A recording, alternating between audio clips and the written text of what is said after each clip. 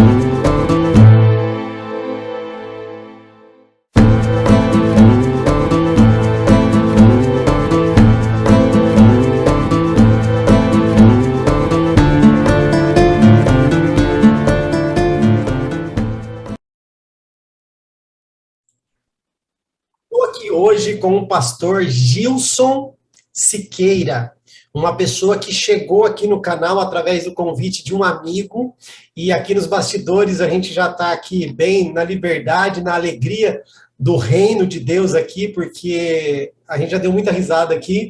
Pastor, muito obrigado por ter aceito aí o convite, né, vindo do nosso amigo Alexandre Noah, e também aceito aí o desafio para vir participar aqui no canal Reino 360 Graus. A gratidão é minha, né? Acho que a gente está num ambiente de fé, de irmãos, de amor. Sempre é uma oportunidade da gente conhecer, crescer um pouco, aprender, compartilhar um pouco daquilo que a gente já tem também na nossa história, né? Mas a alegria e a satisfação é toda minha. E dizer, pastor, que a alegria maior é saber que a visão do canal ela está se cumprindo, porque entenda com respeito o que eu vou dizer, você não faz parte do meu círculo de amizade nem do meu círculo ministerial, mas a visão do reino é ouvir as diferentes opiniões em 360 graus mesmo, em 360 graus em todos os ângulos, e assim, alcançar pessoas de todos os lados do planeta, em todos os ministérios, e pessoas como você chegar aqui é uma alegria muito grande, saber que a visão do canal está sendo cumprida, né?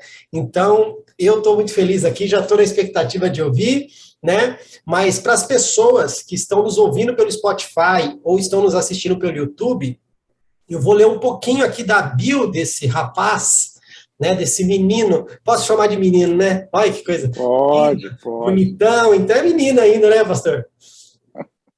Vamos lá. Eu vou conversar aqui hoje com Gilson Oliveira de Siqueira, casado com Márcia Siqueira, pai de João Pedro e Maria Eduarda. Atualmente mora em Orlando, Flórida. Igreja local onde exerce o ministério é na Seara Church, ele vai falar um pouco sobre isso depois. A ordenação ministerial dele aconteceu em 1994, então faz tempo que ele já está aí trabalhando no ministério. A denominação, da onde veio provavelmente essa ordenação, foi na Igreja do Evangelho Eterno, em Curitiba. Tem formação no ITQ, em Curitiba. Eu acredito que seja Instituto Teológico Quadrangular. Também fez, né, com certeza, alguma graduação aí na Unicesumar, em Maringá. Atualmente, cursando mestrado em ministério da Piedmont University, em Carolina do Norte. É isso, pastor? Salem, North Carolina. As ações ministeriais que ele já exerce e já exerceu. Responsável pela abertura de 4 comunidades locais em Santa Catarina. Pastor-presidente da igreja local por 22 anos. Presidente do Conselho de Pastores de Joinville por 13 anos. Organizador de frentes de atuação Marcha para Jesus, 9 edições. Ações sociais junto à saúde pública, Secretaria de Ensino, Segurança Pública, Câmara de Dirigentes Logistas, Alfabetização, Doação de Sangue, etc. Mentor de projetos missionários transculturais, entre eles o CAF, em Burkina Faso. O CAF, depois você me explica o que seria. Movimento do Pastoreio de Pastores, professor de curso teológico, programa de rádio e televisão, e atualmente faz parte da equipe pastoral da igreja local onde ele está, que é a Seara Church, desenvolvendo equipes de discipulado, desenvolvendo equipes de evangelização, atendimento pastoral e pregações. Ou seja, só na bio a gente já deu para ver o calibre, né? E você esqueceu aí também, eu sou crente. E ele fala, ele não colocou na bio, mas ele está falando aqui que ele é crente. Ai. Pastor, explica um pouquinho só o que seria essa CAF em Burkina Faso. CAF é um movimento, já que tem alguns anos, num dos países mais pobres da África, que é Burkina. É um movimento missionário, que já está lá há 12 anos, 13 anos, que são casas, é um país islâmico, né? A religião lá que impera é o islamismo, então o cristianismo é muito difícil você entrar. Em Burkina entramos com ação social, com casas para crianças, de alfabetização, com orfanatos, né? Mas hoje já devemos ter lá, esse projeto já deve estar em torno de 30 igrejas na África, já está com orfanatos, com construções, nós alfabetizamos, burkinabeses vieram no Brasil estudar, se formaram, fizeram faculdade aqui, voltaram para Burkina para trabalhar na missão, já pessoas locais. Então, um projeto grandioso, né, em que eu faço parte desde a sua origem, do mentoreamento. É uma das coisas assim, mais gratas que eu tenho na minha vida, porque é maravilhoso, né? Não sou eu que estou colocando a mão na massa, tem outras pessoas lá, Sim. mas é um trabalho assim, que já outros países, como o Senegal e outros países africanos, já estão pedindo, né, para a gente ter iniciativas dessa lá também. Mas é um negócio maravilhoso. Pastor, eu vejo a sua bio, eu vejo o quanto você fez, o quanto você faz, né? E às vezes pode até falar, poxa, é algo que sobrecarrega. Mas infelizmente, na visão do reino que nós temos hoje, que é uma visão muito pobre, às vezes sobrecarrega uma pessoa porque as outras não querem fazer nada, né? Eu entendo que o corpo de Cristo ele tem funções, chamados, ministérios, vocações, né? Eu acho que se cada cristão entender qual é o caminho que tem para ele, o propósito que Deus tem para ele, o trabalho de todo mundo vai ficar mais rentável, mais fácil, porque na igreja você tem aquele ditado de 20 e 80, né? 20% da igreja faz 80% do trabalho. Então, quando 100% da igreja estiver ativa, eu acho que a gente vai ter outra performance, a gente vai ter outros resultados. Então, na verdade, eu não me sinto cansado, porque eu faço aquilo que vem na minha mão. Sim. A minha paixão, onde eu tenho habilidade, né? Então, me sinto bem, motivado, alegre a continuar fazendo, né? Mas você, com certeza, é o tipo da pessoa que delega funções sabendo que você não pode carregar tudo sozinho. Só que tem pessoas que querem carregar tudo sozinho, não reconhecem o encargo de outras pessoas, às vezes por falta de humildade, medo de perder cargo, sabe? É que nem você falou, eu acredito que dentro de cada igreja, seja ela local ou não, Deus colocou as pessoas certas para 100% das funções ali. Mas não existe um discernimento, não existe uma busca para falar, Deus, o que cada um aqui vai fazer, né? O que cada formiguinha vai fazer no reino? Não. Pastor, muita coisa precisa ser mudada, mas a gente vai mudar esse coração. Né? Eu entendo que a visão bíblica, Paulo faz a melhor analogia da igreja na minha concepção, quando ele fala que a igreja é o corpo. Nem todo mundo é o ouvido, nem todo mundo é o pé. Perfeito. Então, no nosso corpo humano, que é a analogia que Paulo faz, não há membros inúteis. Né? Todo membro que está no corpo humano, que é a melhor analogia da igreja, tem uma função. Então, óbvio que todo participante de uma comunidade local tem recursos, talentos, dons, habilidades, paixão, experiência, influência, que o trabalho da liderança não é fazer todo o trabalho. Segundo Efésios, o trabalho da liderança é o aperfeiçoamento dos santos para o desempenho do serviço. Então, logo, um pastor é um treinador, o pastor é alguém que, além de exercer a sua função, ele perceber um jovem pregador, um jovem missionário, um jovem professor, né? Alguém que gosta de ação social, alguém que gosta de mídia. O trabalho do pastor é um trabalho de olheiro, entre aspas, também. E ele apostar, porque a área cega do pastor é muito grande. Se ele for um pastor centralizador, a sua igreja vai ficar muito prejudicada, ele não vai alcançar o potencial que ela pode. Né? E vai ficar sobrecarregado o pastor, e a pior coisa que tem são membros frustrados. O membro que não tem sentido de existência, de missão, ele fica muito crítico, muito ácido, porque ele tem todo um talento que ele não executa. A partir disso, ele fica julgando quem faz pior do que ele. A pregação está ruim, o sol está ruim, a decoração está ruim, o horário está ruim, o ar está ruim, a luz está ruim, o coral está ruim, a roupa do diácono está ruim. Porque como o cara não tem utilidade, ele usa o seu potencial para ficar observando coisa errada. Por isso que o pastor tem a responsabilidade ministerial de fazer os irmãos saírem de um estágio para o outro, estágio para o outro. Né? Esse é o trabalho pastoral, por isso que não cansa. Né?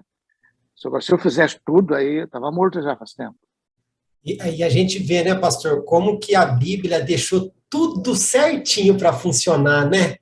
A gente que dá trabalho mesmo, né? Não tem jeito. Poxa, que nem você falou, eu não concordo com essa visão de Efésios como grau de hierarquia. O apóstolo é maior que o pastor. Não está escrito isso ali. Eu acredito que o apóstolo, talvez até fazendo um adendo do que você disse, eu até acredito que o apóstolo deveria ser a pessoa que estaria ativando enxergando isso junto com o pastor, que o pastor está ali cuidando de ovelha, fazendo tudo, e o apóstolo está ali fazendo algo para ativar essas pessoas, para elas entenderem o seu encargo, entender o que cada um tem que fazer. Essa pessoa que reclama de tudo, às vezes, ela queria estar apenas limpando o banheiro. Sim. E ninguém Tá entendeu isso. Ela não precisa estar pregando. Ela precisaria estar só limpando o banheiro. Não, você tem um cara, por exemplo, eu gosto de usar a analogia, a Efésios, o dedo das mãos, né? Sim. O apóstolo é o polegar, toca tudo. Toca tudo. Geralmente é o obreiro missionário, que vai fundar a obra, que vai para outros locais. E ali ele é um clínico geral por um período de tempo. Sim, ele vai levantar o pastor, vai levantar o evangelista, vai levantar o profeta, vai levantar o mestre aí e vai vazar. O dedão é o profeta, aquele que aponta. É. Né? O evangelista é o dedo maior, que alcança. O pastor é o dedo que casa, o dedo da aliança. E o minguinho é o mestre, aquele que vai, né, com o ensino da palavra, limpando. Uau. Então, para mim, isso aí é uma coisa, é claro, simplória, mas ela consegue traduzir bem, né? É como você falou, a simplicidade que Deus deu e que Deus equipou a igreja. Ele falou, gente, tá aí, só você seguir o manual.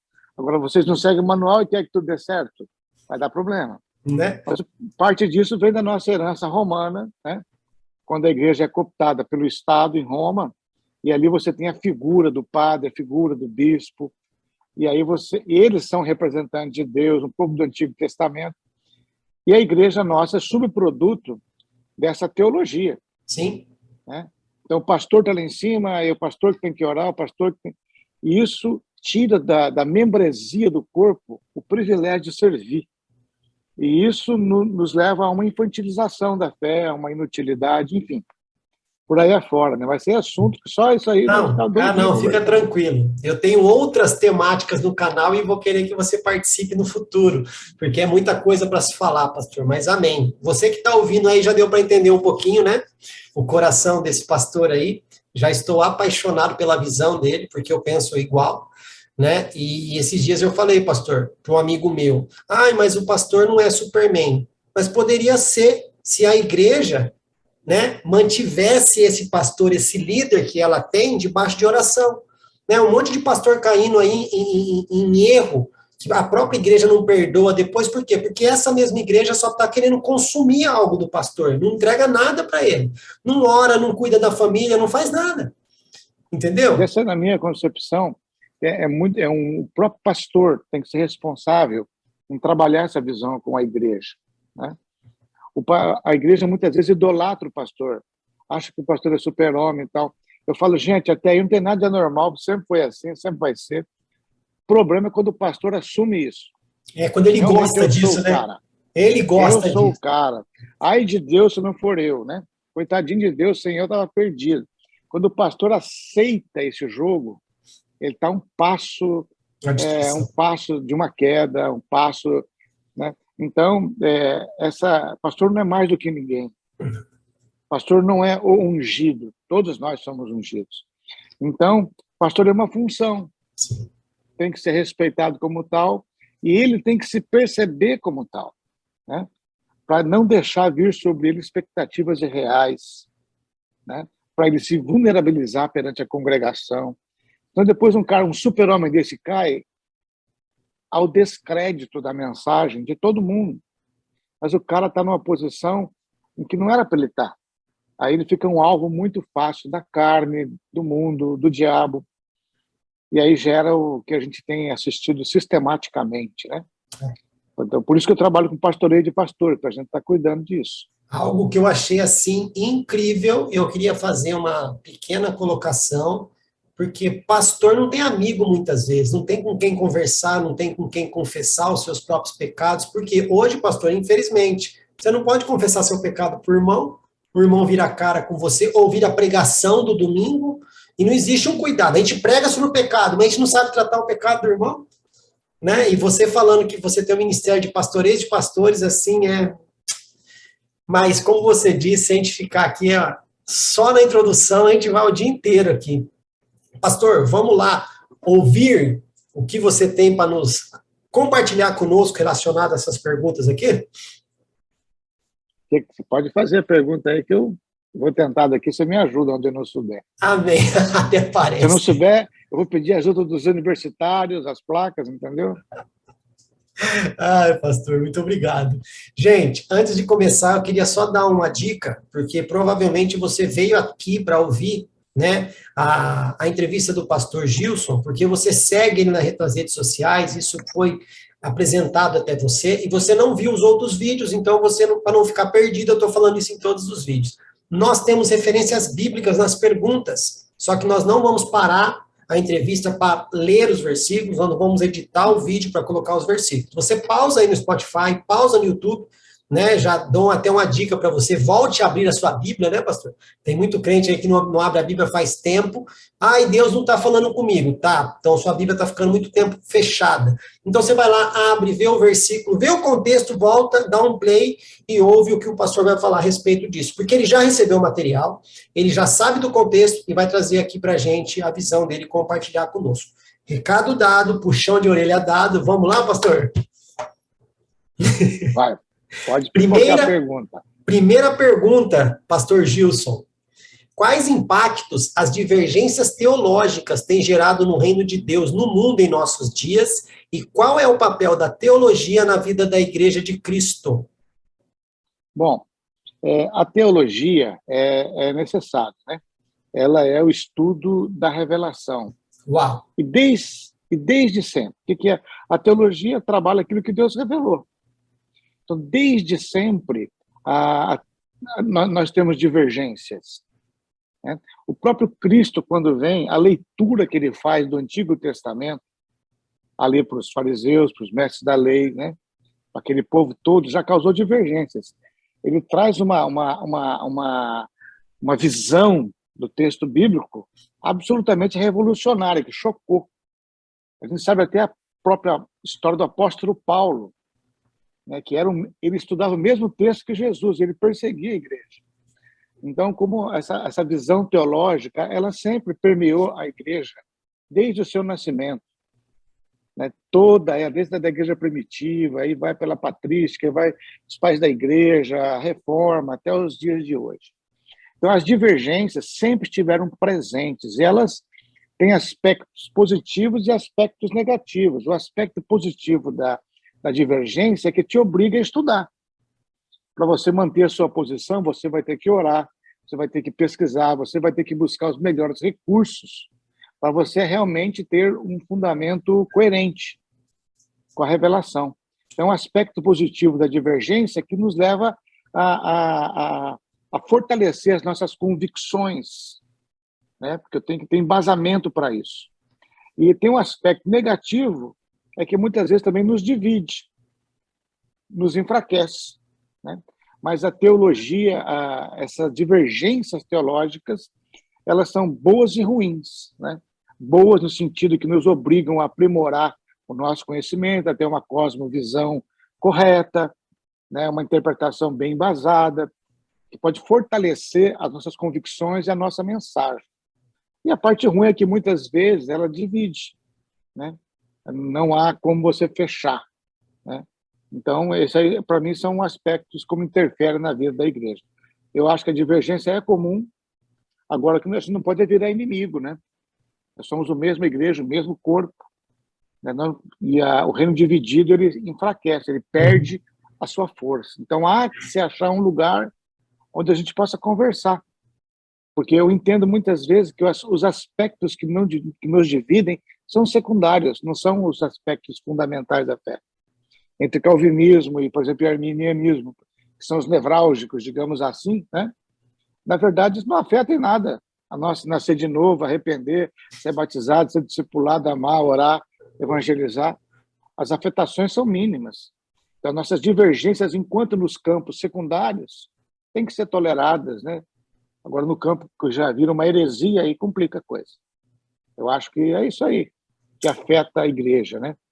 E a teologia é fundamental na vida da igreja.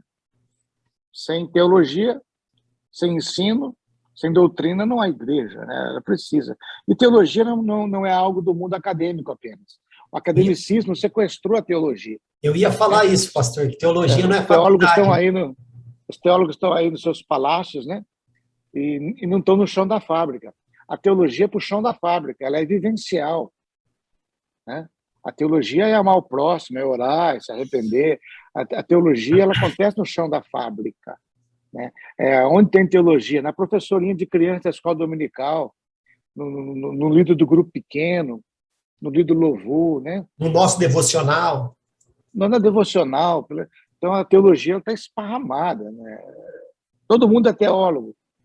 Nem todos têm o canudo da faculdade, mas todo mundo é teólogo. Alguns se aprofundam mais, outros se aprofundam menos, mas todos são teólogos, concorda? Isso tem a ver com a sua habilidade, com a sua paixão, com o seu chamado. Sim. Com o seu chamado para estudar, né?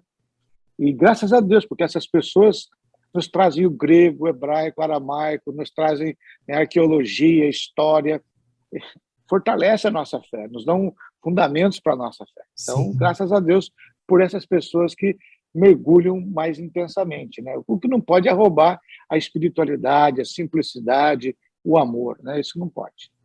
Amém. E também não deixar entrar, como já entrou, né? A visão do pão e circo também, né? Porque eu tiro o entendimento do povo, assim eu posso dominá-lo, né? E está errado, nós somos um corpo. Quem tem que dominar é Cristo, e acabou. Né? Ele é o cabeça, e nós somos apenas o corpo. O conhecimento, né? O conhecimento é fundamental, né? A nossa fé não pode ser uma fé rasa, né? O romanismo tirou a palavra do meio do povo, transformou o culto em latim, né? Elitizou o conhecimento, e a gente experimentou a idade das trevas, né? Os piores absurdos que aconteceram nesse período, onde o povo perdeu a palavra. É com Lutero que se recupera isso, um pouco disso, né? Mas precisamos liberar a palavra para o povo mesmo, né? E não somente isso, né? O povo, como você falou também, vai do amor, vai do sentimento, porque assim, nós somos a comunidade religiosa que menos dá valor ao seu livro sagrado. Falou de Bíblia, é complicado, não gosto, não sei. Tá, aí um falso profeta, um falso líder prega o que quer no altar e você aceita, né? Mas isso aí é assunto que... Vamos para a segunda pergunta, vai, pastor? Vai. Segunda pergunta. Como as posições doutrinárias acerca do fim afetam a compreensão dos cristãos acerca da missão da igreja? Olha, essa pergunta é interessante, porque as compreensões doutrinárias acerca do fim e a sua afetação, né? Da compreensão dos cristãos acerca da missão da igreja. Essa é uma coisa muito interessante. Eu, particularmente, em ambientes que eu vivo, no meio que eu transito, eu não sinto que essa percepção das coisas do fim, essa compreensão tenha afetado. É evidente que tem aqueles que pregam a aniquilação total, ou a salvação de todo mundo, né? E isso certamente é um equívoco teológico grave, né? E afeta, sim, aí o senso de responsabilidade. Sim. Mas eu devo dizer que isso aí é muita exceção, pelo menos no ambiente que eu estou. As pessoas com as quais eu convivo sistematicamente não têm se deixado afetar, né? Por essa questão mais escatológica. Não. Está lá no horizonte, mas eles não se detêm em cima disso. Porque a igreja precisa falar muito da sua missão, né? Aliás, missão já está embutida no nome igreja. Igreja, o eclésia, o ekaléu, já é o tirado do mundo para um propósito, né? Então, a igreja e missão são inseparáveis. Todo crente é um missionário, todo crente tem que ter uma vida missional, né? Nós somos o povo sacerdotal sobre a terra, né? Nós somos aquele que Deus escolheu nessa dispensação para levar a mensagem da redenção para a humanidade. Então, eu tenho percebido que essas compreensões do fim não têm afetado muito, nem no sentido de urgência, nem no sentido de negligência, né? O que falta, na minha concepção mesmo, é que cada crente entenda a missão da igreja, o porquê fomos salvos, para quem somos salvos, quais os propósitos da nossa salvação. Eu acho que isso aí tem faltado, né? Os crentes não têm tido muito compromisso com isso, né? Eu acho que esse aí é um erro que deve ser reparado, ou seja, a igreja estar sempre falando da sua missão. Nosso Deus é um Deus missionário, Jesus veio cumprir uma agenda missionária, o Espírito Santo desceu para uma missão e nós temos um propósito definido sobre a face da terra, né? Nós somos para anunciar esse reino. Então, eu acho que, na minha concepção, não tem tido grandes afetamentos, pelo menos no ambiente onde eu transito, né? Não tenho visto isso pegar. Pode ser que em outros locais a coisa esteja efervescente, esteja afetando, mas aí eu não posso dizer muita coisa. Pastor, mas deixa eu aproveitar o seu conhecimento, a questão, uma opinião sua, a questão da escatologia na igreja. Por ela ter sido denegrida ou sido usada de forma errada, às vezes para assustar as pessoas, para trazê-las para Cristo, algo do tipo, você acha que a escatologia ela é desnecessária ou necessária no ensino da igreja hoje? Ela é absolutamente necessária, né? Mas não pode haver extremos, né? Não, você tem várias linhas da escatologia, né? Então, eu acho importante saber, né? Eu acho importante você entender a sua fé, a razão da sua fé, que o mundo tem começo, meio, fim, tem eternidade, eternidade, tem o porquê de nós, seres humanos, existirmos, o porquê de Deus. Eu acho que a escatologia, ela dá um fecho na história, né? Ela dá um sentido para a história.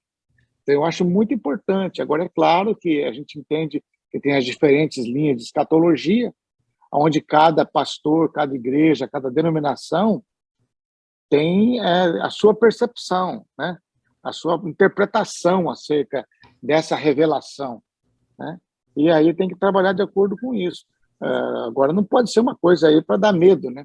É uma alegria, é uma bênção. E tem que ser encorajadora da missão, não... Né? E hoje eu estava entrevistando uma pessoa no outro período aqui, e a gente comentou, Apocalipse é um livro cristocêntrico, não é um livro anticristocêntrico, né? As pessoas têm dado muito mais ênfase ao anticristo em Apocalipse do que ao próprio Cristo que vai destruí-lo, né? Mas a igreja tem essa cultura, né? Infelizmente, eu não sei se por causa das nossas origens romanas, eu não sei, mas há muito mais ibope para o diabo do que para Deus, né? Dá muito mais ibope para o anjo do que para Jesus. Então, é um negócio maluco, né? E a igreja precisa recuperar. Quando eu falei de missão da igreja, né, eu acho importante falar sobre isso também, porque a igreja, até o século XIX, por aí, a igreja tinha um conceito de exército. A igreja se via como um exército. No século XX, mudou. A igreja se vê como hospital. Hospital de doentes crônicos que nunca são curados. Né? Jesus, a igreja é o hospital. Ok, mas o hospital você vai ficar a vida inteira dentro do hospital? Você vai lá, se cura e vai para, né? É uma casa de saúde, mas só tem gente doente lá? Então, e isso tem um arrefecimento da missão da igreja. Porque a igreja perdeu essa visão, essa gana, essa garra evangelística que tinha até o século XIX. Ela virou assim, uma comunidade terapêutica. A terapeutização do evangelho foi um crime que estão cometendo, né? A psicologização da pregação, pastor coach, pastor conselheiro, tem o seu lugar, tem a sua função, mas a igreja prioritariamente é querigmática, ela é anunciadora, né? Da palavra do Senhor, né? Do dia do Senhor, da salvação. Quando a igreja se transforma em comunidade terapêutica, é muito legal, mas os doentes ficam ali a vida inteira, nunca saem daquilo ali. Mas sempre tem um seminário de uma cura, de uma libertação, de uma cura, de uma libertação, e o cara não passa disso, cara. Para mim, isso aí é um equívoco teológico sério. Mas tem um monte de seminário, porque para participar do seminário eu preciso fazer alguma coisa, né? Mas, pastor... O evangelho da alma. Mas eu entendo, eu não sei se o pastor vai entender o que eu vou dizer aqui agora, eu vejo essa questão que você falou do exército. Por exemplo, hoje, se eu me alistar no exército, estourar uma guerra, eu não vou junto com a galera que já sabia, já tinha se preparado. Eu vou ficar me preparando para poder fazer algo. Eu acredito sim que esse coach, não que eu concorde, é necessário, conselheiro é necessário, essa pessoa da cura é necessário para as pessoas que estão chegando, para prepará-la para um próximo nível, para um próximo estágio, onde vai se tornar um soldado já, e esse soldado tem que ir para a guerra. E se ferir, volta para a enfermaria. Agora não, é que nem você falou, a igreja toda está na enfermaria. A igreja inteira está na terapia. Está errado. Em qualquer batalha que você passar, secularmente falando, todo o exército tem hospital de campanha. Sim. O cara está lá na frente, se fere, vem, cura, né? Depois volta para lá. É evidente que a igreja é um ambiente terapêutico. Mas ela não pode deixar a visão de guerra dela. Todos vós, Jesus falou, vim todo cansado e sobrecarregado, e eu vos aliviarei. Sim. A igreja é um ambiente produtor de alívio, de restauração. Mas você tem modelos de igreja que perpetuam isso, né? E como nós temos uma geração mimada que não quer nada com nada, então fica retroalimentável o processo da infantilização na igreja. Nunca há amadurecimento. Então, chegou, ok, vai caminhando, vai encorpando, mas já vai começar aí a luta. Você tem a quantidade de crentes que vão nascer de novo e morrer sem ter sido instrumento de ganhar uma vida para Jesus. Entende? Sim, entendo. O cara tem 30 anos de convertido. Alguém chegou até Jesus por você? Não. Por quê? Porque eu nunca estou preparado, eu não sei. Entendeu? Então a igreja, tiraram as garras evangelísticas nossas. Hoje o cara não fala de Jesus, ele fala da minha igreja. Sim. Né? Ninguém mais fala de Jesus nem de Deus. Vai para a minha igreja. Então, ok, tem seu papel, vai lá, vai se converter no culto. Eu fui assim, porque alguém me levou na igreja e me converti na igreja. Mas é claro que revela uma fragilidade nossa. Você pode ver, se você quiser juntar 3, 4 igrejas para fazer um movimento evangelístico na cidade, a primeira coisa que vão perguntar, tá, mas as pessoas se converterem, vai para onde? Vai para o reino, filho, não importa. Pro reino. Se você for num culto qualquer de uma igreja, tá? Desafio você a fazer isso na sua comunidade de fé. Pega o microfone e fala, gente, quem aqui se converteu porque ganhou um panfleto na rua? Levanta a mão. Quem se converteu porque ouviu um programa na rádio? Levanta a mão. Quem se converteu porque viu um filme? Levanta a mão. Quem se converteu porque foi para teatro? Levanta a mão. Para quem se converteu porque um amigo trouxe você até Jesus? 90% levanta a mão. O maior meio de evangelização da igreja é pessoa. Sim. É pessoa. Pescadores então, de homens. Precisamos trabalhar isso adequadamente. Pescadores de homens, né, pastor? É verdade. Mas vamos lá. Vamos pular para a próxima pergunta, que eu gosto de falar também, mas o entrevistado não sou eu, é você. Então, bora lá. Terceira pergunta. De acordo com Mateus 24:12, o esfriamento do amor é resultado da multiplicação do pecado. Com base neste fato, devemos aguardar o avivamento ou apostasia? Olha, é notório, né, evidente que a questão do pecado, da transgressão, da iniquidade, sempre faz parte da nossa história do ser humano. O ser humano está em rebelião contra Deus. Né? O ser humano sempre foi depravado, nunca foi gente boa. Até no jardim os caras conseguiram pisar na bola, né? Era tudo perfeito. Até lá. Mas a gente percebe que com o avanço da ciência, da tecnologia, isso aí tem asfaltado um caminho para a iniquidade, né? Para o pecado, para a influência maligna. Como você está usando a internet para o bem, nós sabemos que ele é um veículo hoje também para o mal, né? E essa potencialização da tecnologia, ou melhor, essa tecnologia avançada tem potencializado a possibilidade e a prática do pecado. E isso certamente tem afetado o amor. E por se multiplicar esse pecado, a gente está vendo uma sociedade com níveis de corrupção nunca antes vistos, né? Nunca se viu nada parecido. Tinha lá na Grécia, tinha na Roma, mas hoje, né, cara, a coisa está muito complicada. E isso realmente esfria o amor. Então, eu acho que a gente deve esperar não avivamento. Acho que a gente vai esperar uma grande apostasia. Acho que isso aí já tem acontecido muito, né? Muitos têm apostatado da fé, eu não vejo assim muitas possibilidades de um grande movimento de avivamento. Eu vejo muito mais uma igreja hoje fragilizada, vivendo um ateísmo prático e um cristianismo teórico, digamos assim.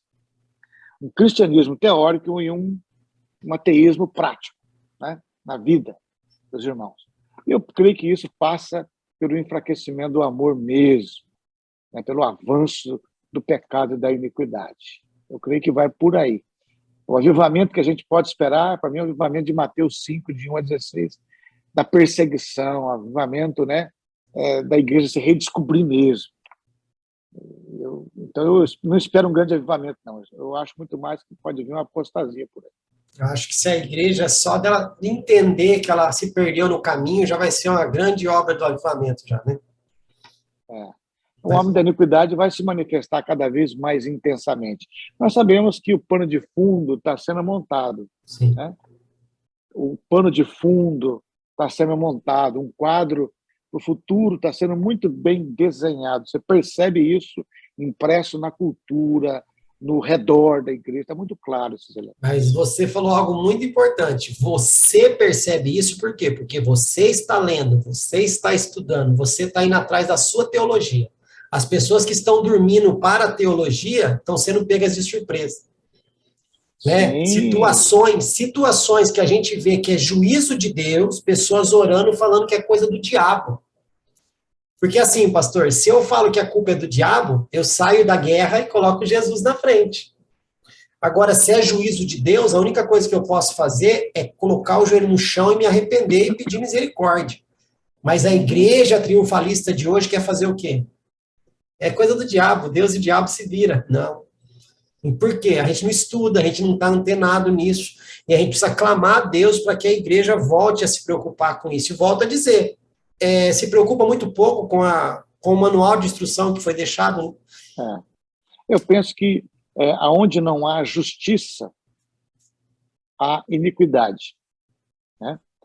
Então, a igreja deixa de praticar a justiça, você cria o ambiente para a iniquidade. Um texto interessante é ali, Antigo Testamento, que fala de Sodoma e Gomorra, que todo mundo fala que Deus destruiu Sodoma e Gomorra por causa dos pecados. Não. Deus falou para Abraão, para Ló, se tiver 10 justos, aí eu não destruo. Não, foi para Abraão mesmo. Foi Abraão que estava intercedendo. Abraão estava intercedendo porque ele sabia que Ló estava lá. Se houver 10 justos lá, 10. Não, se tiver 50, não faz. Se tiver 30, não faz. Se tiver 10, não faz. Se tiver 5, não faz. Não tinha 5. Então, ela não foi destruída por causa da iniquidade, ela foi destruída porque não havia justiça. Não havia justiça. E como só tinha um justo, ele preferiu tirar. Não há justiça, você prolifera a iniquidade. Então, o enfraquecimento da nossa mensagem, da nossa vida, é que gera, né, quando o sal não salga e a luz não ilumina, você criou um ambiente. Sim. Então, a igreja, a omissão da igreja, a falta de visão da igreja, ela é um fator que contribui muito com a iniquidade. Muito. A única coisa que eu gosto desse versículo é que o amor de muitos se esfriará, não de todos. Então, que a gente mantenha essa chaminha acesa aí. Amém. Boa sacada sua. Né? Não, que as pessoas... O amor se renove. Porque não é de todos, é de muitos. E eu não quero fazer parte desse muito, não. Quero manter aqui, nem que seja dos poucos, mas eu quero estar junto com esses cabras aí. Pastor, vamos lá para a quarta pergunta. Qual sua visão sobre a teologia do domínio? A igreja deve ser soberana sobre todas as áreas de influência no mundo? Qual a relação desta afirmação comparada aos textos de Mateus 16, 18, 20, Efésios 3:10 e Efésios 6:12? Eu penso que nós temos muitas abordagens teológicas. Né? Você tem a teologia da prosperidade, da libertação, a teologia feminista, a teologia do negro. Você tem um sem número de abordagens teológicas. Né? E a teologia do domínio é uma abordagem. Né? E as abordagens, elas são equivocadas. né? São recortes dentro da teologia de acordo com a sua conveniência ou com a cosmovisão que você tem. Então, elas nunca respondem, elas não se criam por muito tempo, elas vão ruir. Essas abordagens teológicas, que são recortes, que não fazem parte do todo, elas têm um tempo de vida limitado. Então, eu acho que a teologia do domínio, se pode chamar de teologia isso, para mim é só uma abordagem, ela é um equívoco, né? A igreja tem o seu papel, tem o seu espaço, a igreja tem a sua função, né? Eu creio que Deus deu para o homem, e quando a Bíblia diz que as autoridades são por ele constituídas, não é que Deus tem um título de eleitor, vai lá, entra na cabine, vota e elege o cara. É que Deus outorgou para a raça humana o mandato cultural de gerenciar a terra. Cuide dessa terra aí. Amém. Tanto que uma organização política, social, religiosa acontece até onde não se conhece a Deus como Deus. Você vai numa tribo de índio, lá não sei aonde, tem um código moral, tem um pajé, tem um chefe, tem um código que rege a vida daquela comunidade. Quem infringe é penalizado. Ou seja, Deus coloca no homem a capacidade de organização, né? E a política faz parte disso, para viabilizar a ordem social. Então, não tem necessariamente ser crente, né? Deus instituiu ordens, esferas, onde a humanidade consiga sobreviver. É o nosso mandato cultural, né? Então, quando a igreja assume um papel político partidário, ela diminui o evangelho, né?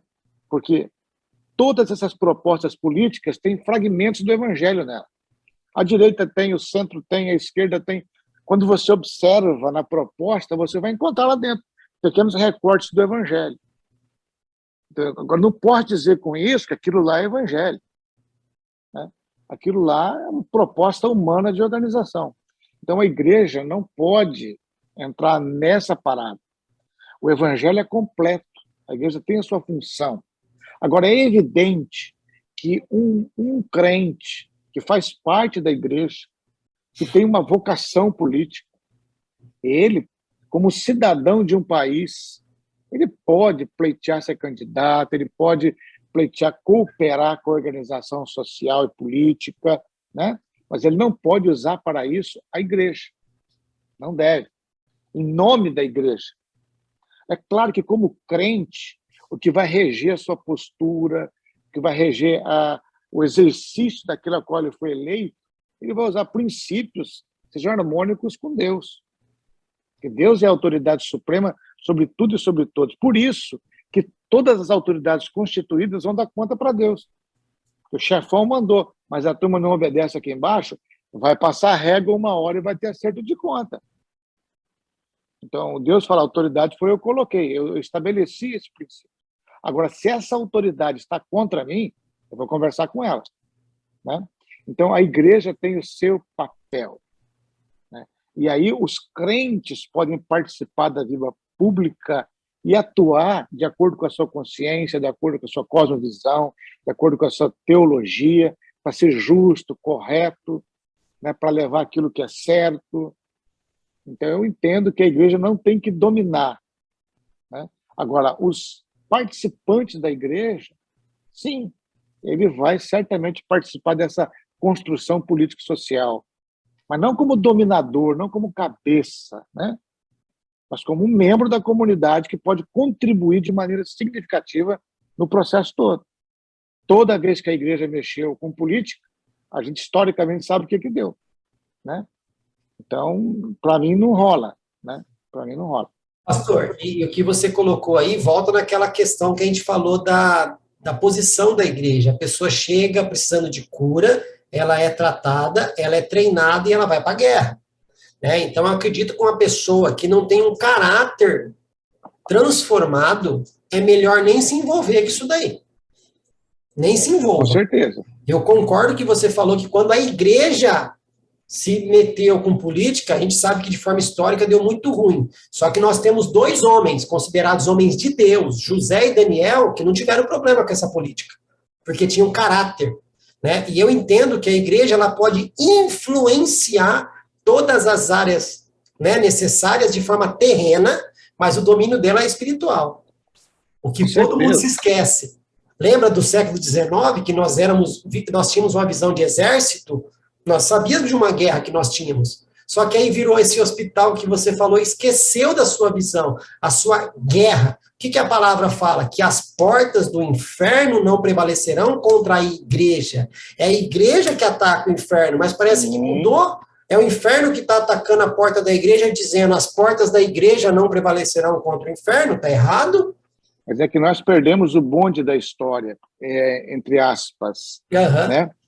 A igreja saiu dos meios de comunicação, a igreja saiu do ambiente universitário, a igreja saiu porque era coisa do mundo. Há tempo atrás, isso é coisa do mundo.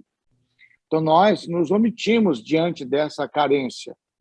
O mal ocupou o espaço, lembra? Sim. Onde não tem o justo, o outro reina. O que o Martin Luther King dizia? Quando a igreja deu de cara que as universidades foram cooptadas pela esquerda, deu de cara que a mídia e todo objeto de informação está cooptado por pessoas que não têm nenhum compromisso com o reino. A igreja falou, onde é que nós estamos? Nossos jovens, nossas inteligências. Nós saímos de lá. E agora, como a gente vai recuperar isso? A política. Quem tomou conta da política? Porque política era coisa do mundo, coisa do diabo, coisa suja.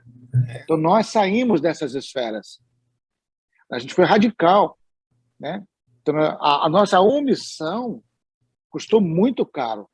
O nosso sal ficou dentro do saleiro. Em vez de ficar no mundo, veio para o saleiro.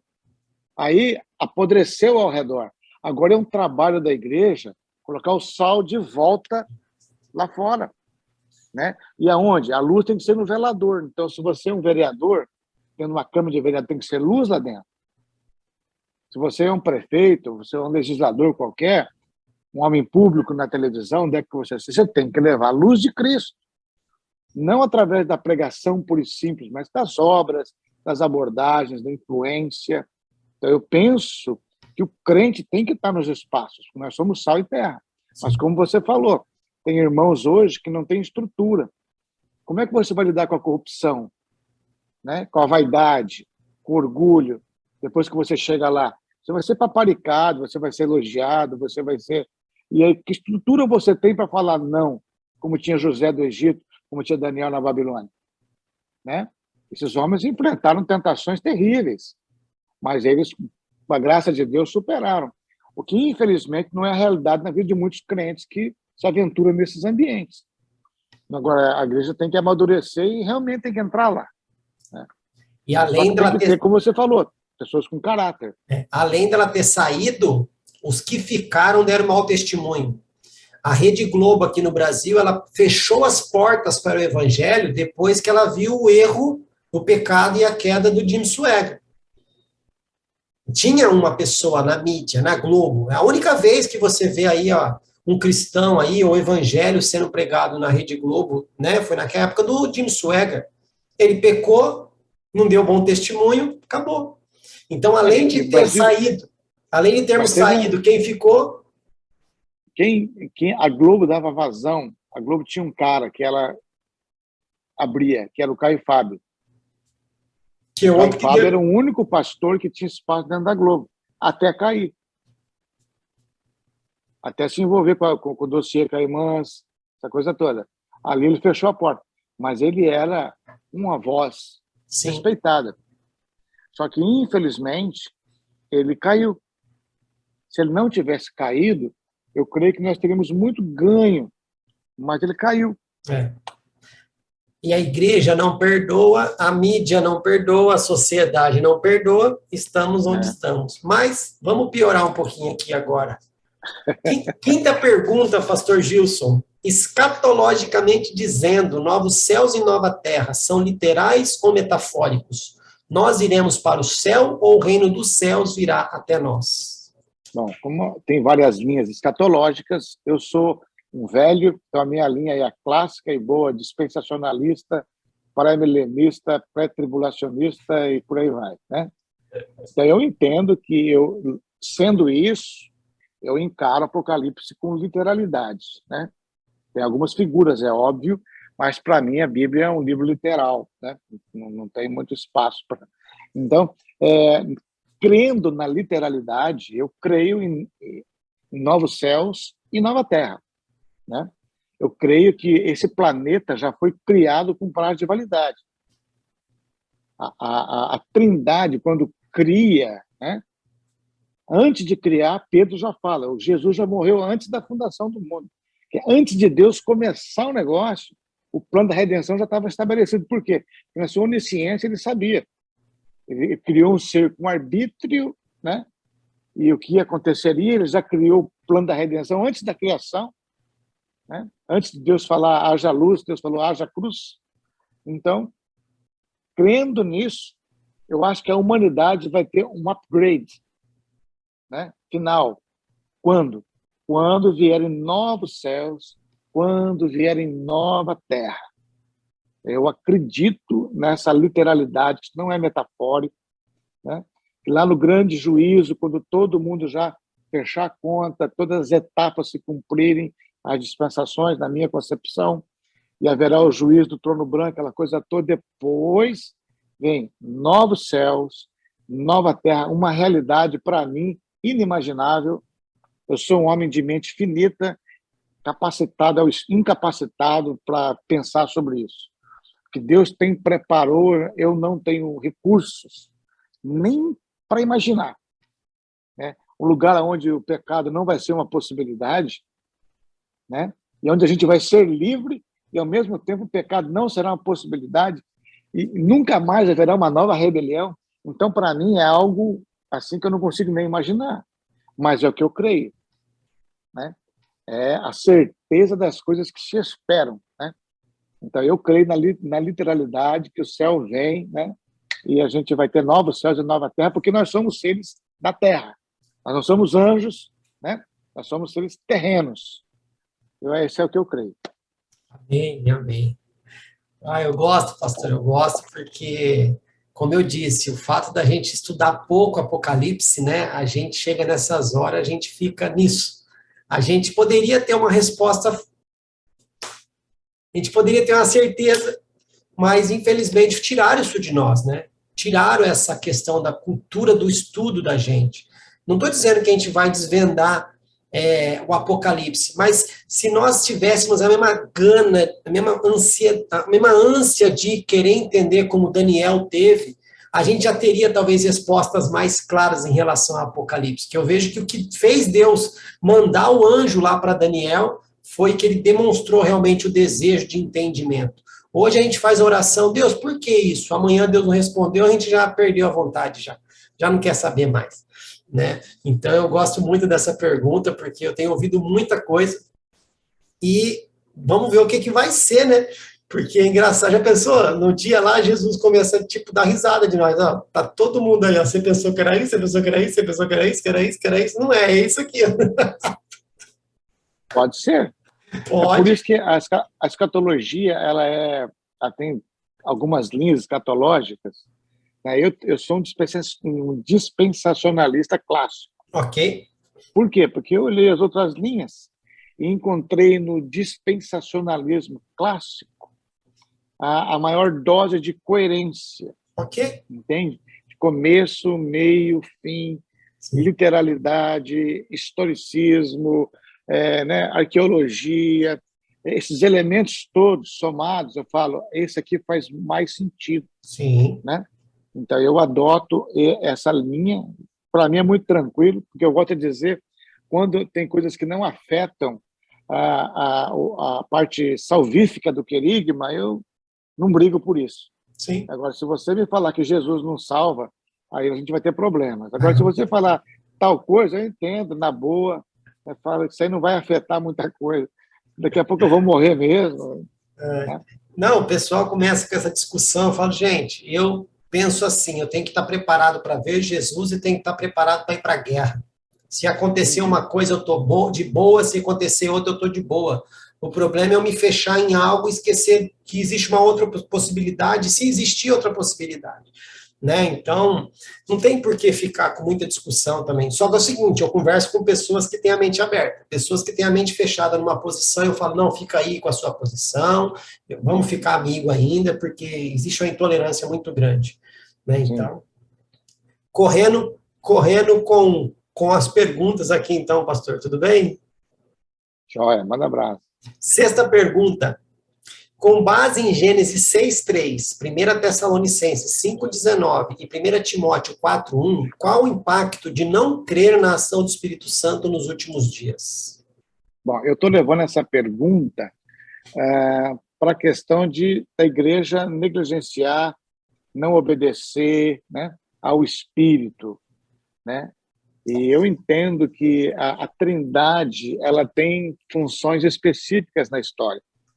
Deus Pai envia, Deus Filho vem, obedece, cumpre, volta e envia o Espírito Santo, que ele tem uma missão, né? E a igreja é absolutamente dependente do Espírito Santo. Ele é aquele que vem para testificar de Cristo, convencer o homem do pecado, da justiça e do juízo. E Jesus veio para fazer a casa nova de Deus, que é a casa viva, do Deus vivo, né? E que nós somos pedras vivas desse grande templo, e que nós somos a habitação desse Espírito. O Espírito Santo vem, depois do sacrifício, para habitar no crente. E o próprio Jesus falou, gente, permaneça na cidade até que do alto sejais revestidos de poder. E recebereis o poder ao vir sobre vós o Espírito Santo. E a partir dessa realidade do Espírito Santo em vocês, mudando a sua natureza, convertendo vocês, santificando vocês, a partir disso, vocês terão condição de ser minhas testemunhas, né? Em Jerusalém, Judéia, Samaria, confins da terra, no mundo inteiro. A partir da realidade do Espírito Santo, regenerador, nutridor, consolador, purificador, santificador, agindo em vocês. Porque o mesmo Espírito que agiu em Cristo, porque a promessa é essa, o Espírito do Senhor está sobre mim e me ungiu para pregar, né? Então, essa mesma operação acontece na vida da igreja. Então, a igreja sem o Espírito nem é igreja. Porque só é de Cristo aquele que tem o Espírito, né? Você pode até ter uma religião, mas não será igreja. Então, para mim, o Espírito Santo é fundamental. Sem ele, nada, né? As cartas da igreja do Apocalipse ouça o que o Espírito diz à igreja. E não ouviram, porque as 7 igrejas morreram, né? Então, não ouviram. Mas a igreja que não ouve o Espírito, o crente que não nutre, ou não se deixa nutrir pelo Espírito, ele está fadado ao fracasso. A igreja não é nada sem o Espírito, não é absolutamente nada. Os símbolos clássicos do Espírito, que é fogo, vento, água, óleo, né? Não é à toa que tem esses símbolos, né? O fogo é purificação, o fogo é energia, né? Poder. A água é purificação, é energia. O vento é purificação, é energia. Então, como que a igreja vai continuar sem santificação e sem empoderamento do Espírito Santo? Eu acho que é o fracasso, né? É a igreja depender de si mesmo, como a Laodiceia ali, né? Que, né, apagou o Espírito, chegou ao ponto de Jesus estar por lá de fora da igreja. Estou à porta e bato. Se alguém abrir a porta, eu entro. Então, o Espírito Santo, para mim, ele é fundamental. Se a igreja negligencia o Espírito, né, ela vai cair demais, porque ela vai se tornar um tradicionalismo religioso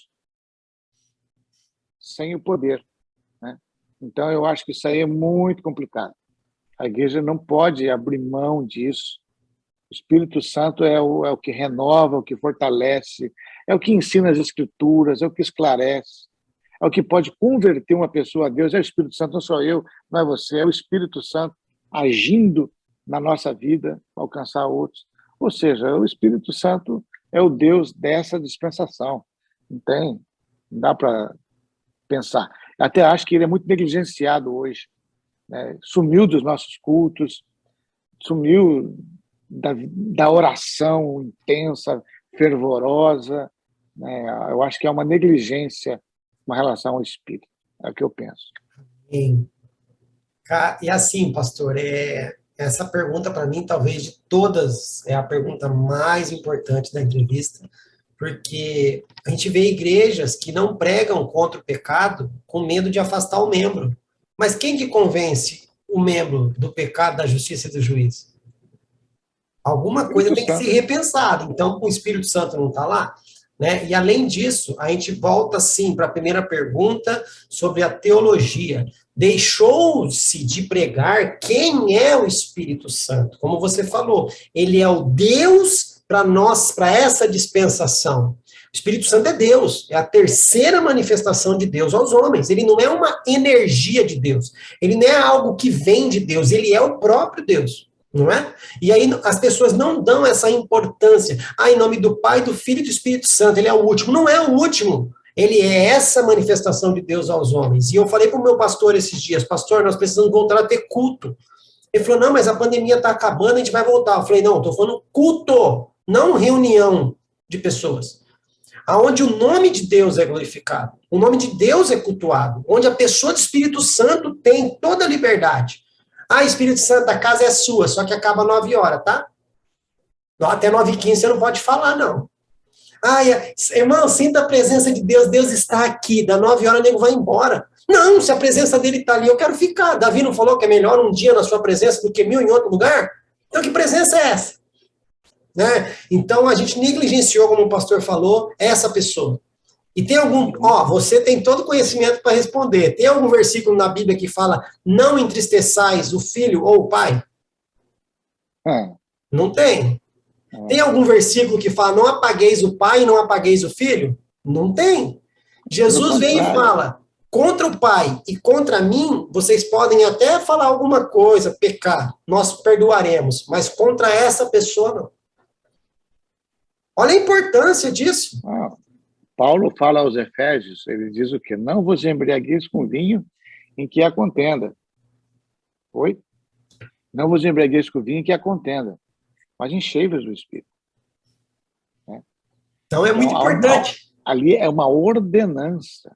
Enchei-vos do Espírito. Hoje, a igreja é mais dependente dos seus recursos.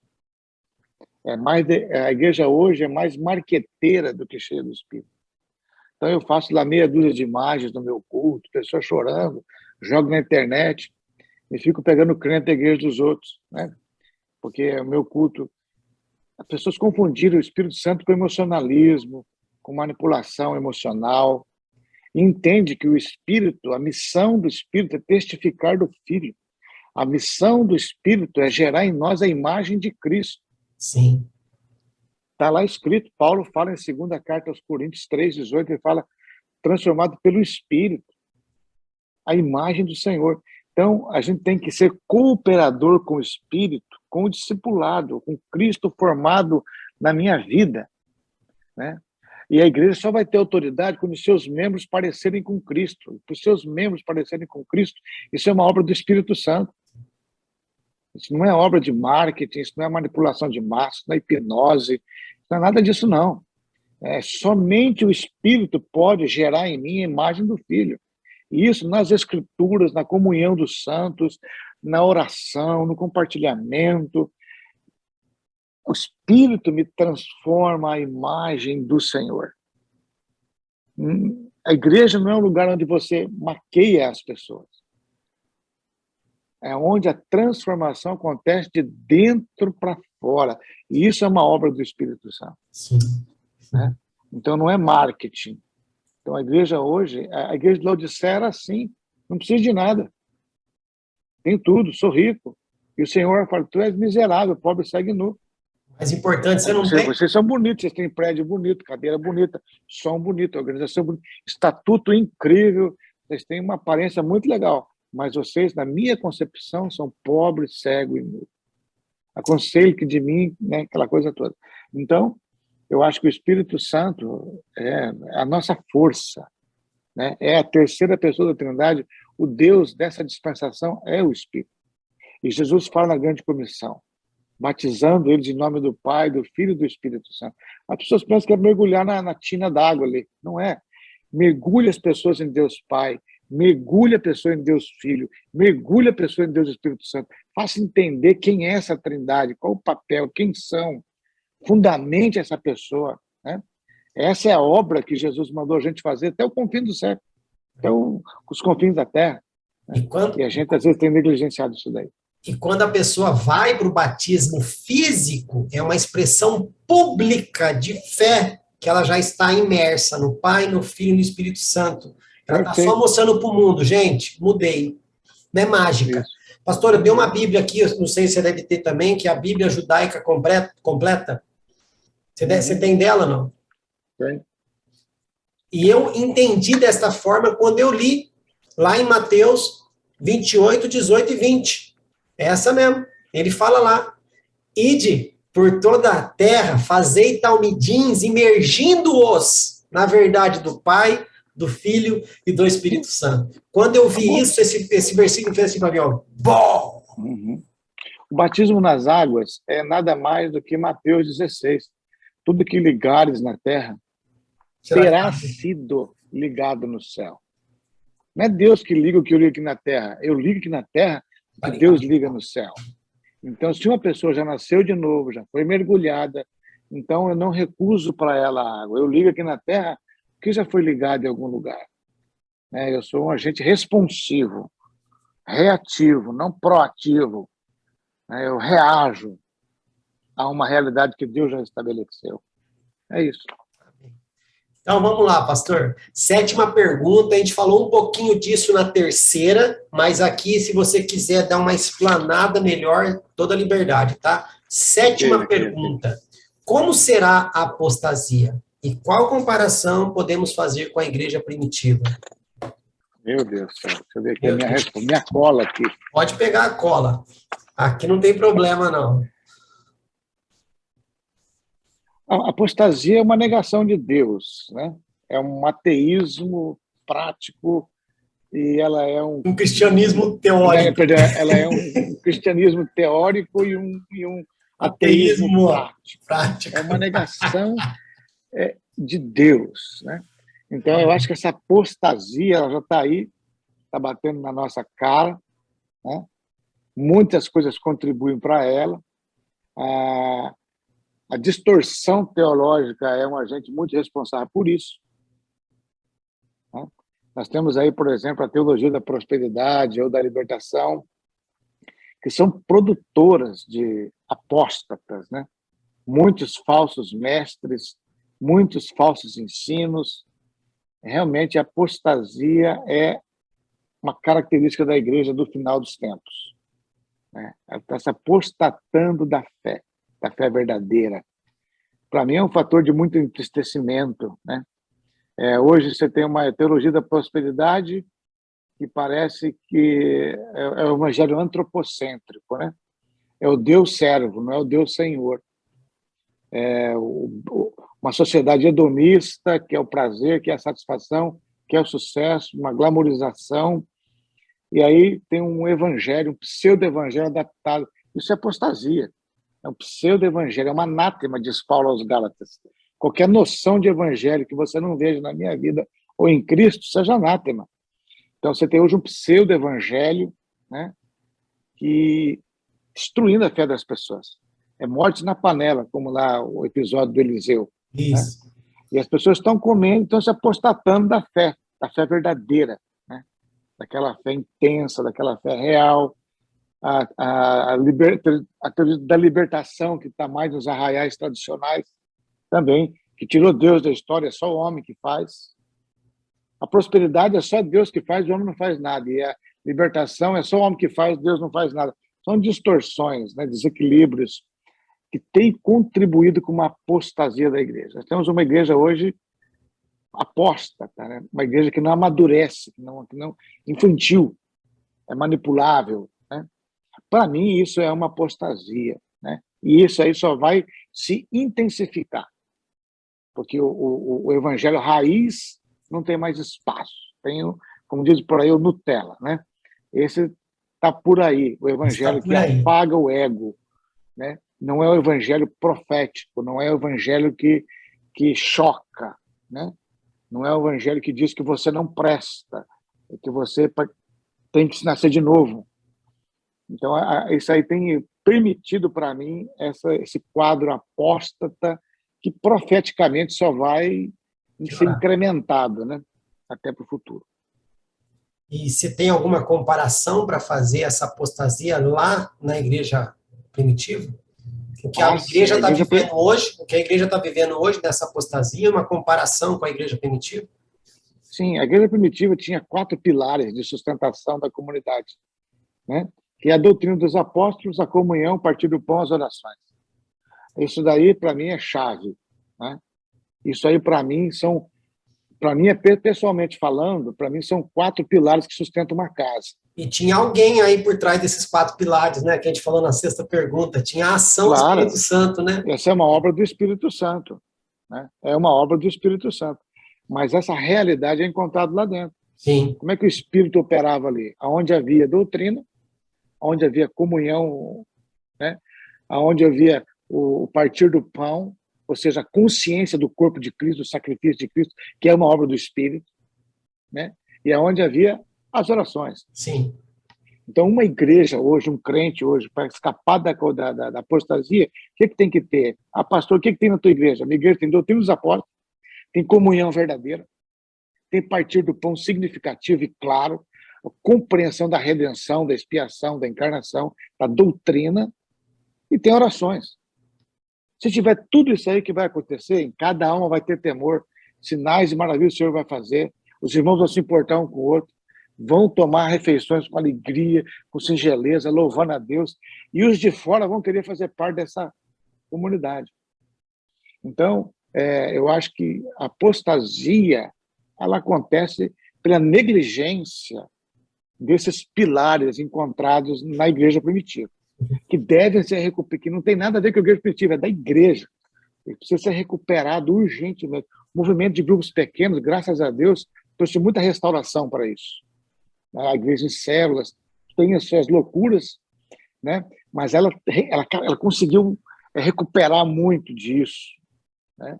E ela pode ser um agente facilitador de você implementar isso novamente. Então, eu penso que isso, né, nos livraria da apostasia, ou seria um instrumento muito importante para não nos deixar cair na apostasia. Porque doutrina dos apóstolos é coisa séria, né? Comunhão é coisa séria. Partir do pão é coisa séria. Oração é coisa séria. Isso colocaria um escudo na igreja, né, para ela se proteger da apostasia. Uau! E a gente volta naquele comentário, né? O manual de instrução foi deixado, a gente só não segue, né? E outra coisa, pastor, secularizou-se a palavra comunhão, né? E vamos ter a comunhão, comida. Comunhão é comida.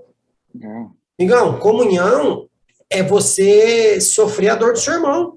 É você se alegrar com a alegria do seu irmão. Agora você faz uma comunhão, às vezes, né? Aí faz aquele rateio, né? Cada um leva um pouquinho. Tem um irmão que não tinha dinheiro nem para comprar meio quilo de linguiça.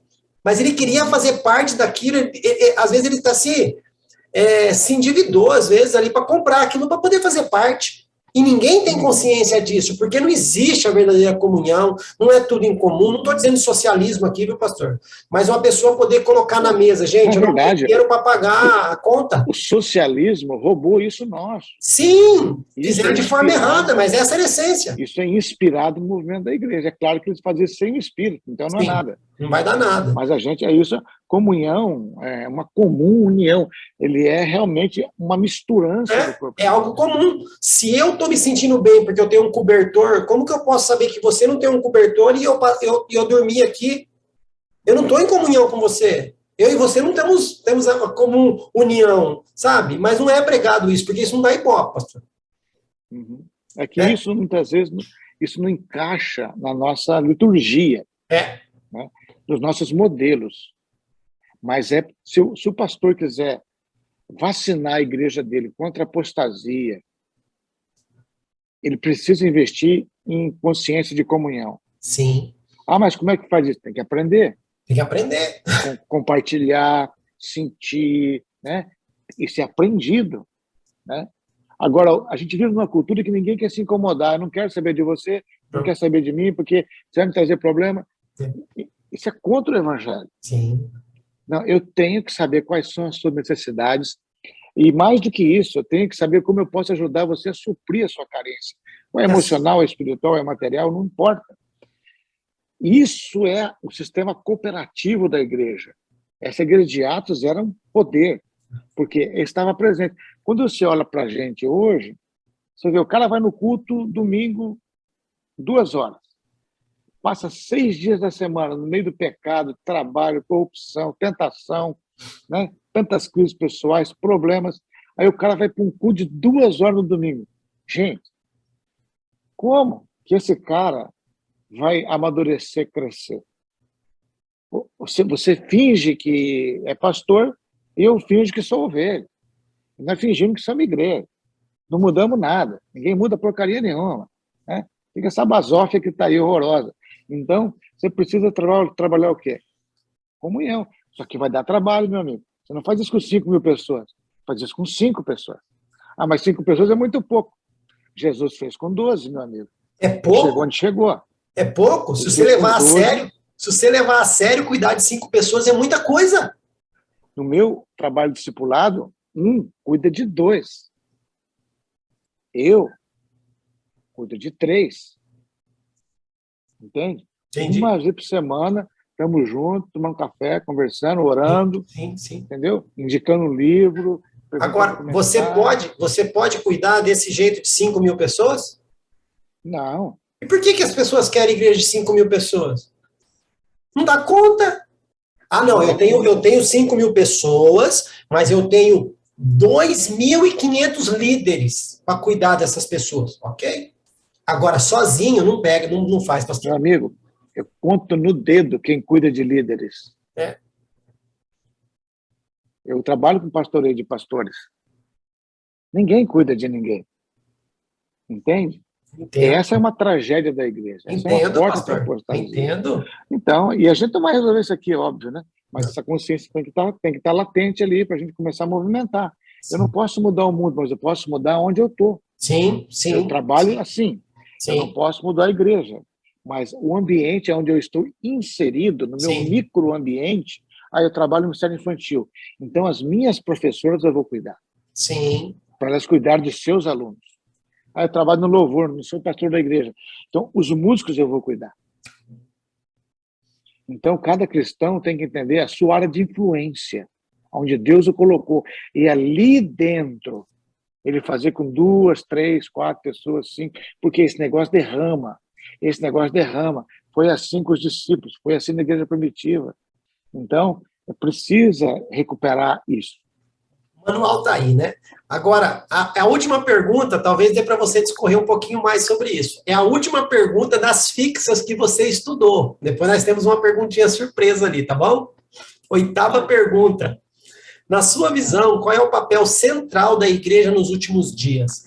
Dentro da sua justificativa, você acredita que a igreja, instituição, tem preparado seus membros para o grande encontro final com Cristo? Olha, eu acho que o papel da igreja não muda nunca.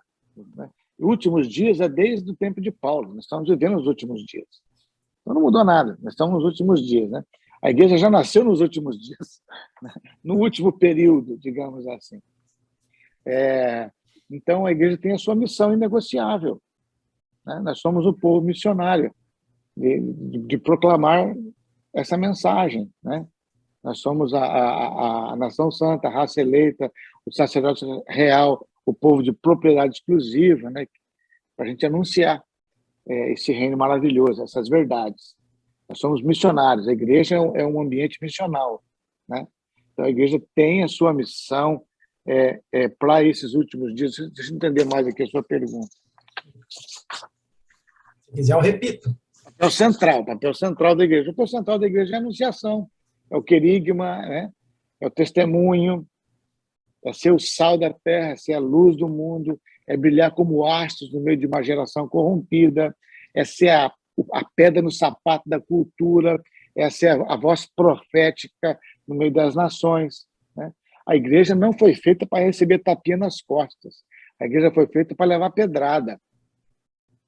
Hoje a gente é convidado para programa de televisão do final do ano, barari, barará.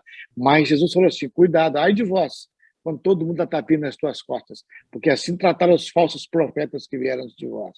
Mas bem-aventurados sois vós, quando vos perseguirem, mentindo, disserem todo mal contra vós. Exultai e alegrai, porque grande é vosso galardão, porque assim perseguiram os profetas que vieram antes de vós. Então a igreja ela é a pedra no sapato de todo mundo. Mataram Jesus e mataram os apóstolos por quê? Pedra no sapato. Mas Jesus não é um cara legal? Não, pedra no sapato, vamos matar esse cara. E mataram todos os apóstolos. É tão legal que Não mataram conseguiram ele. matar, mandaram para a prisão. Então, e a igreja hoje quer estar na mídia. A igreja quer estar no meio dos 10 mais do ano, quer estar na glamorização, nas redes sociais, né? Se ela tivesse fazendo o papel correto dela, ela estaria lá por consequência, né? Mas não faz. Ou não. Ou não, e também não é um problema. Ela tem que ser coerente com aquilo que ela foi destinada. Sim. Ela foi destinada para ser realmente contra a cultura. Às vezes a pessoa está lá na igreja, eu falo, irmão, eu estou aqui pregando. Se você estiver se sentindo muito bem com a minha pregação, eu estou fazendo alguma coisa errada. A igreja é o lugar para você se sentir miserável, que é o único lugar que vai falar que eu não presto, que eu preciso me arrepender dos meus pecados. Todo o resto do mundo vai dizer que você é maravilhoso, incrível, fantástico, vencedor, né? A igreja é o único lugar que você fala, você é um canalha, você não presta. Se você não se arrepender, você vai para o inferno. Então, a missão da igreja nunca mudou, né? Ela é uma missão querigmática, é uma missão de testemunho, ela é uma missão das boas obras. Agora, ela nunca vai se adaptar à cultura. Ela não vai se adaptar à cultura, ela vai ser uma pedra no sapato.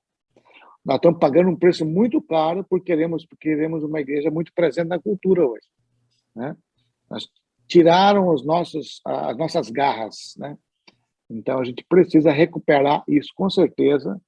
O cunho profético da igreja precisa ser restaurado, né? Quando eu digo profético, é no sentido de pregar, né? Pregar todo o conselho de Deus. Não é ficar pensando princípios Antigo e Novo Testamento para manipular multidões. Estou falando pregar todas as implicações do reino. Não, então, profeta... a igreja precisa efetivamente estar abraçada, né? Se as pessoas estão preparando as pessoas para o encontro com Jesus, o que é estar preparado? Sempre falo aos irmãos, se eu voltar a estar preparado, eu falo, o que eu vou fazer? Vou só cabelo, vou cortar o cabelo, vou raspar tatuagem. O que é, afinal de contas, estar preparado para o encontro com Jesus? Passar um perfume. Vou fazer o quê? Vou no culto todo dia, né? A Bíblia diz, feliz é aquele quando o Senhor voltar a encontrar ele trabalhando. Preparar a igreja para o encontro com Jesus é botar essa crantalhada no eixo, botar essa crantalhada para trabalhar, para servir, para pregar, né? Para orar, né? Para que quando o Senhor vier encontrar os seus servos ativos, né? Aquele que ganhou 5, está com 10, né? Então, eu acho que preparar a igreja é preparar os santos para a obra do ministério. Esse instrumento de salvação e redenção sobre a face da terra. Uau. E eu acho que isso a gente está falhando. Sim. Eu acho que isso a liderança está falhando grosseiramente, né? Pastor, passou pelas 8 perguntas, está vivo ainda, não arrancou os cabelos, né? Não desviei ainda, acho. Não desviou, não. Mas, eu tenho quase 50 perguntas aqui dentro, que faz parte aí de todo esse brainstorm das perguntas que vieram para ser escolhidas dentro dessas 8, então tem bastante coisa que ficou para trás aqui. Eu vou escolher Graças a Deus que a bateria está no fim, acho que não vai dar tempo. Ai, sim, Deus é bom. E por causa do barulhinho aqui, não é bingo não, viu? Eu vou só sortear um negócio. Que pena, cara. Pastor, mas aqui eu vou tirar uma pergunta e você tem toda a liberdade de falar, cara, não tenho o que falar dessa pergunta, manda outra, tá? Não tem problema, não. Legal. Vamos lá. Essa pergunta é a segunda vez que ela veio aqui, mas você fala se você tiver interesse, tá? 9ª pergunta. Qual é a trindade do mal e qual o seu papel nos últimos dias? A trindade do mal, a gente sabe, a besta, né? O anticristo, o falso profeta. Né? Isso. E elas estão aí para ser o anti-reino, para manipular, está preparando o pano de fundo, preparando para a manifestação do anticristo, né? Que é o que a igreja não tiver mais aqui, ele vai encontrar caminho aberto. Por enquanto, a Bíblia diz que tem um ainda que detém ele, né? E a pessoa do Espírito Santo vivendo na igreja não permite a manifestação mais clara dele. Mas, para mim, a trindade satânica é essa, e o papel é ser o antideus da história. Mas já estão com o prazo de validade marcado, então não tem problema. Amém. É isso? É isso. Então, beleza. Pastor, foram as 9 perguntas aqui, né? E antes de finalizar, eu tenho um desafio para você. Você aceita? Claro. E como o pastor Gilson não fugiu do nosso desafio, vamos lá então para o nosso jogo rápido, pastor Gilson. Relacionado à Bíblia. Qual testamento? Novo. Livro favorito? Jeremias. Livro mais complexo? Apocalipse. Um personagem? Barnabé. Um ensinamento? Discipulado. A Bíblia é Fundamental. inspirada por? Deus. Para qual tempo? Todo o tempo. Qual o seu valor? Negociável. Para qual público? Todos. Contraindicação? Nenhuma. A leitura deve ser? Sistemática. E sua importância é? Vital. Passou sem engasgar. Tem um pessoal que vem aqui com teologia, com estudo, tal, chega aqui gagueja igual o gaguinho do Looney Tunes. Pastor Legal. Gilson, muitíssimo obrigado por ter compartilhado do seu tempo, para compartilhar das suas visões. Eu fui muito edificado aqui. Espero que as pessoas que ouçam recebam a mesma porção que eu recebi. Cara, eu estou apaixonado, na verdade. Muito obrigado, viu, pastor? E quero te dar aí uns 2, 3 minutos de considerações finais aí. Eu que sou grato pela oportunidade. É um privilégio, né, a gente poder estar conversando com irmãos que a gente nem conhece, mas que um dia lá na eternidade vamos conhecer todo mundo, né? Eu que sou grato mesmo por isso. Que Deus abençoe a todos, que não me queiram mal se você não concordar com alguma coisa, né? Tem aí o meu contato, se alguém reclamar, ou quer saber alguma coisa, ou uma crítica, ou algum conselho, estou sempre à disposição. E vamos servir a Deus da melhor maneira que a gente pode. O tempo se aproxima e a gente tem que ser frutífero, né? Lute para saber qual é o seu dom, o seu chamado, a sua hora de influência. Seja pleno em Deus. Deixa Deus usar a sua vida. Seja um vaso de Deus onde você estiver. Porque o tempo vai terminar logo, né? E estamos aí. Estamos aqui em Orlando, precisa de alguma coisa. É só dar um pulinho aí, né? Precisar de alguma coisa, só dar um pulinho aí. Pastor, mas eu tenho falado nos vídeos que se alguém discordou do que você disse, não tem necessidade de bater boca, ir lá no YouTube e fazer comentário. Peça a oportunidade para colocar a opinião que ela tem aqui. Não tem problema, o espaço é aberto.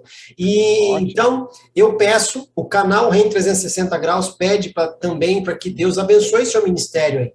Que ele continue iluminando a sua mente para estar firmado na palavra, firmado nesses pilares que você nos ensinou aqui, e que você seja luz aí no seu ministério, e que o seu ministério possa ativar outros ministérios com essa visão desse regresso, né? Dechuvar, voltar para a origem, né? E voltarmos realmente a fazer o papel que a igreja foi designada a fazer. Que Deus abençoe sua casa, abençoe seu trabalho, seu ministério. Muito, muito agradecido por tudo, viu, pastor? Sinceramente, eu estou aqui muito contente. Agradecer depois lá ao Noah por ter feito essa ponte. Muito obrigado. Nosso amigo, querido Noah. Muito obrigado. Shalom Adonai. Shalom Adonai. Deus abençoe. Tchau, tchau, pastor. Tchau.